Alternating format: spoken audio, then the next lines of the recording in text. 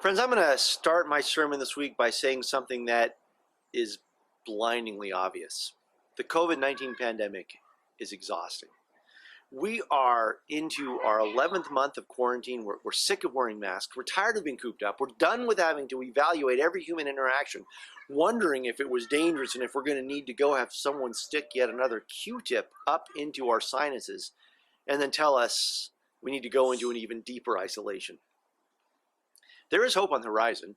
There are several vaccines that appear to be effective, but the horizon, well, it's clouded by a haze of governmental mismanagement, and that can make the emotional pendulum swing pretty quickly from hope to despair, at least in my experience.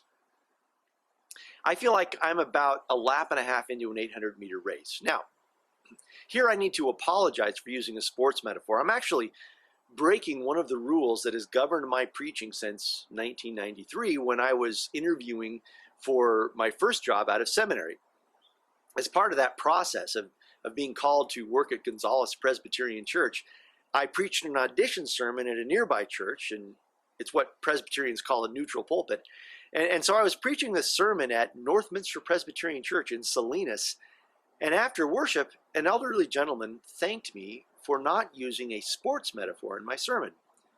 Young male preachers always talk about sports in their sermons, he told me, and I don't like sports. I've never been good at sports, and I don't want sports at church. Okay, I thought, well, now I know. I will never talk about sports from the pulpit.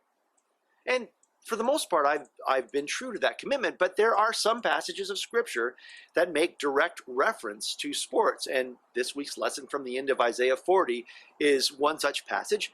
And that makes it hard to avoid the subject of sports. I suppose I could talk about mounting up on eagle's wings, but I have no experience flying. I do, however, have some experience running. In high school and for a short time in college, I was a competitive runner. My strongest event was the 800-meter run, which is twice around the track in under 2 minutes if possible. And I haven't run a race since 1986, but I still remember what it feels like to be 3/4 of the way through a race and wanting to give up. About 600 yards in, even when I was winning, a voice in the back of my mind would always start talking. Hey, this is nuts. You're just running around in circles. Who cares if you win the race? You play the French horn. Why not just focus on your music? All this nagging doubt would hit me right at the moment in the race when what I needed to be doing was to run even harder and faster than I had been before, because the way to win an 800-meter race is to start out fast and then speed up as the race goes on. Well, anyway, if the pandemic were an 800-meter race, we would be somewhere around the 600-meter mark right now.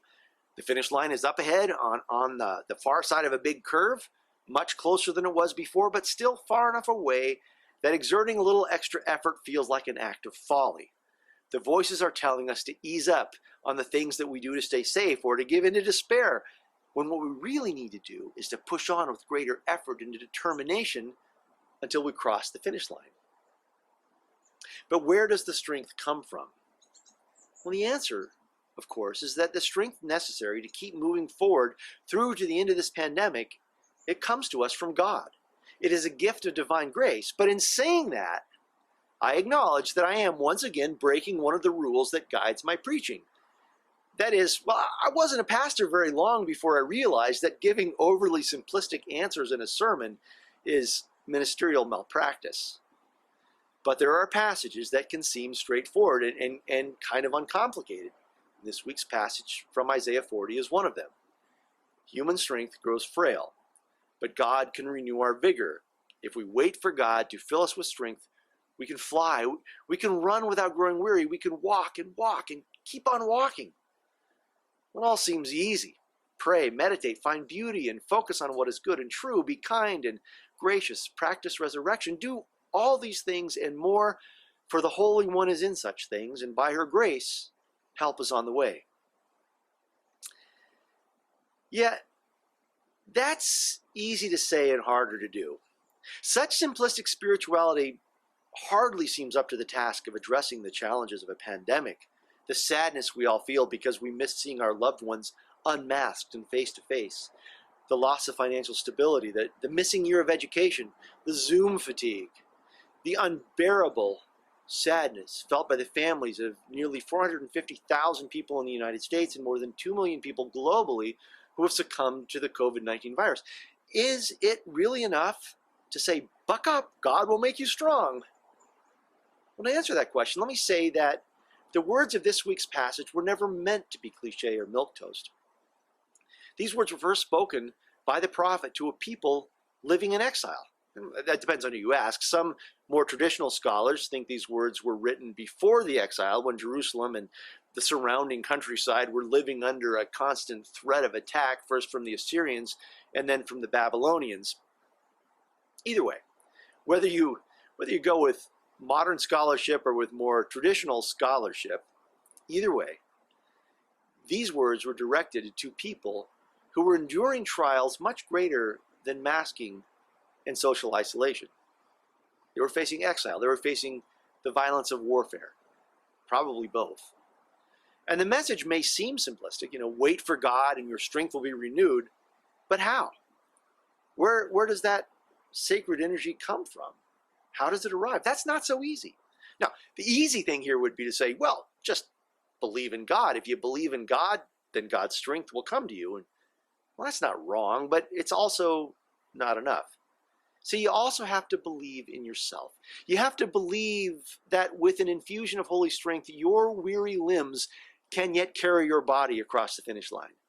You have to believe that your spirit can indeed be refreshed and renewed. You have to believe that your soul can endure to the end of this pandemic.